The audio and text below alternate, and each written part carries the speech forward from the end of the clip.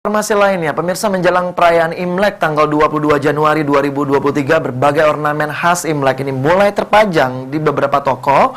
Biasanya warga Tionghoa akan menyambut tahun baru dengan memasang dekorasi pernak-pernik yang unik dan meriah dengan warna merah yang menjadi ciri khas dari perayaan Imlek itu sendiri. Berikut liputannya.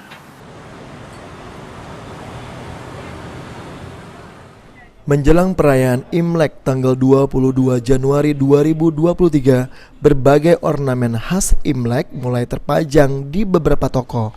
Biasanya warga Tionghoa akan menyambut tahun baru dengan memasang dekorasi pernak-pernik yang unik dan meriah dengan warna merah yang menjadi ciri khas dari perayaan Imlek. Menurut Aceyati, salah satu pedagang toko perlengkapan Imlek di Palembang di Jalan Veteran, mengatakan merah itu terang karena dengan warna yang cerah-cerah itu lebih identik dengan kebahagiaan seperti hari Imlek. Berbagai macam jenis pernak-pernik yang banyak diburu pada saat perayaan Imlek ini, di antaranya amplop angpau yang merupakan salah satu pernak-pernik yang menjadi favorit dan paling banyak dicari. Selain amplop atau angpau, barang lain yang sering dicari adalah hiasan-hiasan dinding seperti tempelan yang menggambarkan shio tertentu, lampion, bunga sakura, dan lain sebagainya. Imlek ini, Ceh? Yo angpau, lampion, gambar-gambar tempelan bu, kayak gitu-gitu lah.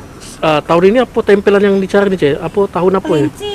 Oh, tahun kelinci. Diketahui juga masing-masing dari pernak-pernik menjadi incaran ini ternyata memiliki makna khusus, seperti amplop angpau menjadi simbol untuk saling berbagi supaya murah rezeki dan menjadi ciri khas pada saat perayaan Imlek, dan lampion selain sebagai hiasan, lampion atau lentera merah ini memiliki arti sebagai penerangan hidup bagi warga Tionghoa. Aji Daily, Hapal TV.